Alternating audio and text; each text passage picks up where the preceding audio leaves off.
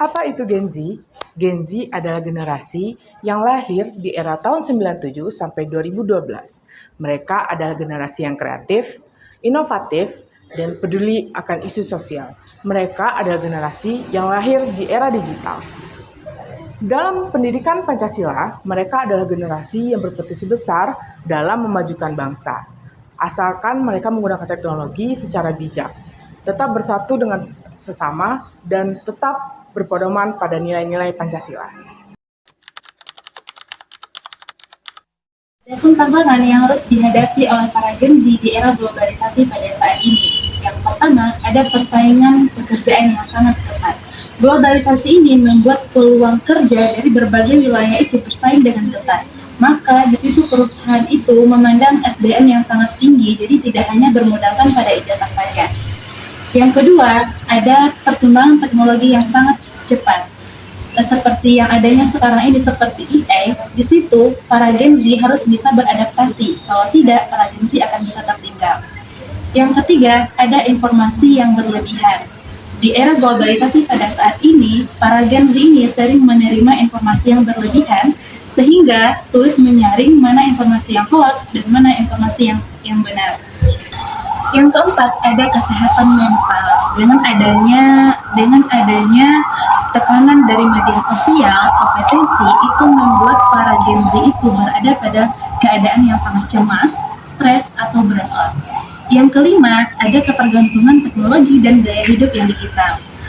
Dengan adanya teknologi pada sekarang ini, jadi para Gen Z ini lebih mengurangi berkontribusi atau bersosialisasi dengan orang secara langsung. Yang keenam, ada perubahan sosial dan budaya. Dengan adanya pengaruh dari luar, itu membuat para Gen Z ini mengurangi identitas nasionalnya. Yang ketujuh, ada kesenjangan ekonomi dan peluang. Jadi di sini tidak semua para Gen Z ini memiliki peluang yang sama atau akses yang sama mengenai pendidikan dan teknologi. Sudah. Dari berbagai tantangan yang akan dihadapi oleh para Gen Z tadi, tentu bisa kita atasi dengan berbagai strategi. Yang pertama, itu para Gen Z itu harus belajar sepanjang hayat. Jadi para Gen Z harus melatih keterampilan dirinya melalui kursus, belajar, dan melakukan pelatihan. Yang kedua, itu ada meningkatkan identitas nasional dan keterampilan.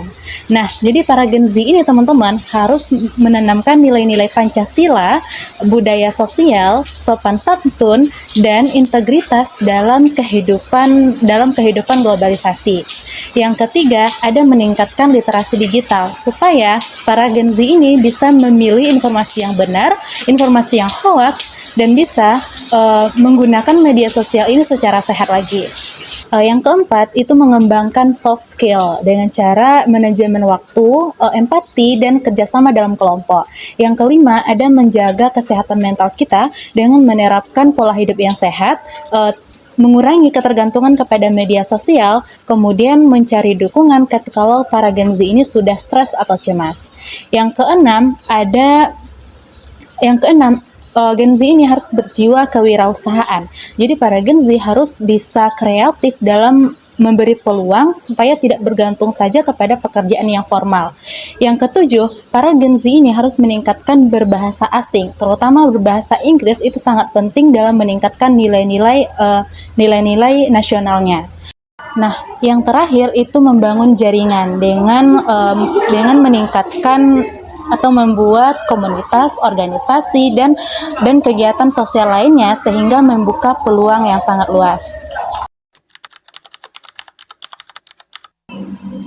Adanya profil pelajar Pancasila dalam pendidikan membuat generasi Z dapat berpikir kritis, kreatif, dan berkebinekaan global yang menyatu dengan nilai-nilai sosial dan moral. Metode pembelajaran yang masih terlalu kaku dan terlalu berorientasi pada hafalan dapat diganti dengan pembelajaran yang aktif dan partisipatif melalui diskusi kelompok dan studi kasus agar lebih efektif dalam membangun keterampilan generasi Z. Strategi untuk menguatkan nilai-nilai Pancasila pada generasi Z di era globalisasi itu diperlukan strategi yang relevan dan juga efektif. Yang pertama, memanfaatkan media sosial untuk menyebarkan pesan-pesan positif kepada generasi Z tentang Pancasila. Yang kedua, membuat konten kreatif tentang Pancasila dan disebarkan lewat platform yang sering digunakan oleh generasi Z seperti TikTok, Instagram, dan juga YouTube. Yang ketiga, memperkuat literasi digital. Yang keempat, menjadikan Pancasila sebagai budaya keseharian. Yang kelima, melakukan webinar yang melibatkan influencer. Sila pertama, ketuhanan yang Maha Esa, dengan menghormati kepercayaan dan agama masyarakat global. Oh, hai. Hai. Kamu kemana nih? Oh, aku mau ke musola. Oh, selamat ibadah ya. Aku juga mau ke gereja dulu. Oke, hati-hati ya. Sila kedua, kemanusiaan yang adil dan beradab, dengan mengembangkan empati dan solidaritas sesama manusia.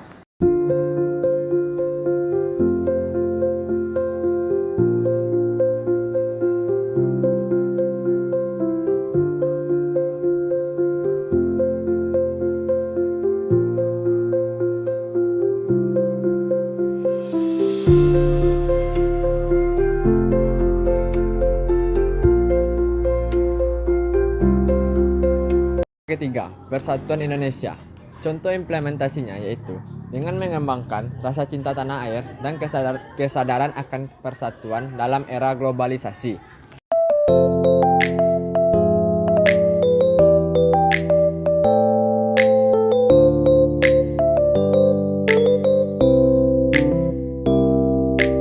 Sila keempat, kerakyatan yang dipimpin oleh hikmat kebijaksanaan dalam permusyawaratan perwakilan dapat diimplementasikan dengan pengambilan musyawarah sebelum mengambil keputusan.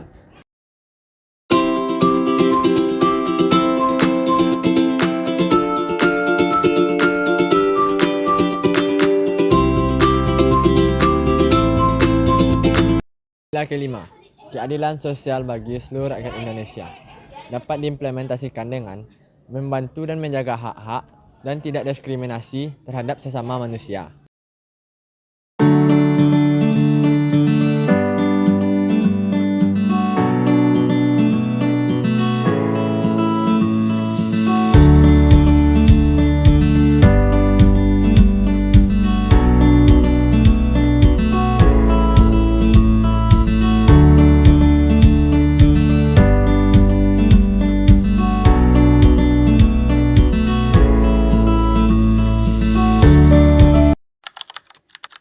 Pancasila tetap relevan bagi generasi Z di era globalisasi sebagai pedoman moral dan identitas bangsa.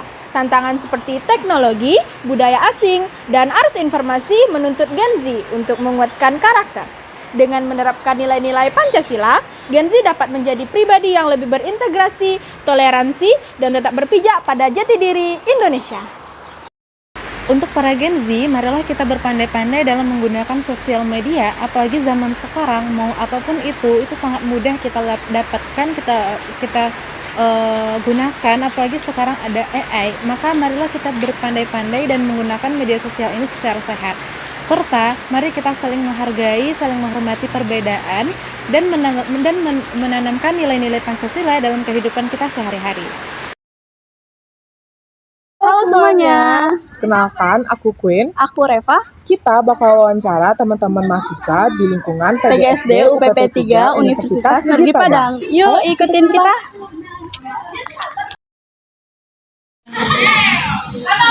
Halo Kak, dengan kakak siapa?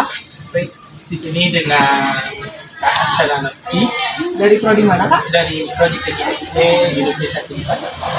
Aku di sini mau tanya-tanya nih sama kakaknya. Menurut kakak, gimana sikap toleransi sebagai perwujudan sila ke-1 dan ke-2 Pancasila dapat diterapkan oleh Gen Z di media sosial? Gimana tanggapan? Pastinya dengan pada sila yang pertama itu kita dapat mengambil pada ketuhanan yang Maha Esa, yang pastinya pada keagamaan yang kita harus saling menghargai agama teman-teman kita yang berbeda. Di sosial media kita dapat memberikan edukasi tentang keagamaan atau saling tolong-menolong dan dapat bersikap adil. pada sila yang kedua yaitu kita mengetahui yaitu kemanusiaan yang adil dan beradab, kita dapat memberikan konten edukatif atau hal-hal lainnya dan memberikan respon yang positif dan tidak mencela atau memberikan kritik-kritik yang negatif di media sosial. Itu jawaban dari saya. Oh gitu. Oke, terima kasih ya Kak atas tanggapannya. Ya, Kak, boleh aku minta waktu bentar buat tanya-tanya? Boleh. Sebelumnya nama kakak siapa ya? Nama aku Riri Sandi dari 25BB10. Aku mau nanya nih Kak, menurut Riri, inovasi teknologi bisa bikin para Gen Z lebih dekat atau malah jauh dari nilai Pancasila? Menurut aku sendiri sih itu tergantung ke pribadi masing-masing ya, bagaimana dia menggunakan inovasi teknologi itu.